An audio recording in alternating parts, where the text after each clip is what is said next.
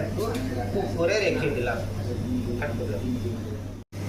এই দেখো আমি ডোরটা নিলাম, ডোর নিয়ে বেলুনে একটু দু সাইড করে দিলাম। দেখো এই আমার ডো রেডি হয়ে গেলো। তারপরে এই মিক্সারটা নিলাম, আমি মিক্সারটা নিয়ে হালকা করে আমি চেপিয়ে দিলাম, হালকা করে চেপে নিয়ে দু সাইডে একটু পেস্ট করে দিলাম। দেখো আমি পেস্ট করে দিলাম। তারপরে এখানে পোর্ক দিয়ে মেরে দিলাম। পোর্ক দিয়ে মেরলে কি হয়, চিটটা হয়ে যায়, দু সাইডে চিট হয়েছে। দেখো কত সুন্দর হয়েছে দেখো। তারপরে আমি এখানে রেখে দিলাম, দেখো কত। তারপরে এটা আমি অয়েলে ফ্রাই করবো, যখন ফ্রাই করবো তোমাকে দেখাবো। আমি অয়েলে ডালছি, দেখো অয়েলটা যেহেতু আমার হিট হয়ে গেছে, যেহেতু স্লো ফায়ারে অয়েল হিট হবে, যেহেতু এটা আমার 2-3 মিনিট ফ্রাই করতে লাগে।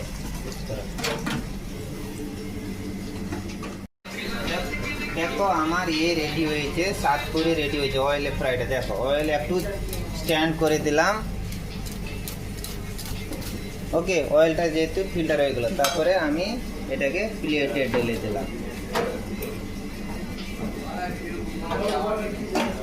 তো দেখো বন্ধু, সাতপুরিটা কেমন হয়েছে। তোমরা যদি কেউ যদি খেতে চাও তাহলে আমার কাছে চলে এসো। ওকে।